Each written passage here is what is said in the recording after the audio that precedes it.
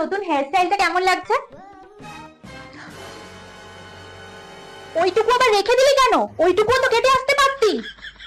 তোর বাপের গোষ্ঠীর কারো মাথায় তো এইটুকু চুল নেই, সব কটা টাকলু। আমার দয়ায় যেটুকু চুল পেয়েছিলি সেটুকুও ছেটে এলি। আর কোনোদিন যদি ওরকম চুল হয় তাহলে বলিস আমায়। বললে বলবি যত্ন করার কেউ নেই, আমাদেরকে যত্ন করে দিত রে। মাথায় তেল লাগানো, শ্যাম্পু করা সব তো নিজেরাই করেছি। এখন স্টাইল মনে হচ্ছে তো? যেদিন মাথায় একটা চুলও থাকবে না সেদিন বুঝবি মা কেন বলতো। কত টাকা নিয়েছে চুল কাটতে? 1000 টাকা? সারা জীবনে না এত টাকা দিয়ে কোনোদিন চুল কাটিনি। বাড়িতে মা কেটে দিত কাঁচি দিয়ে ঘ্যাচ ঘ্যাচ করে। আর আমার মায়ের চুল তো আমার ঠাকুমা কেটে দিত বটি দিয়ে। তোমার এত কথা শুনে আমার কি মনে হচ্ছে বলো তো? পার্লারে গিয়ে যদি আমার এই কাটা চুলগুলো ফেভিকল দিয়ে লাগিয়ে আনতে পারতাম না, তাহলেই ভালো হতো।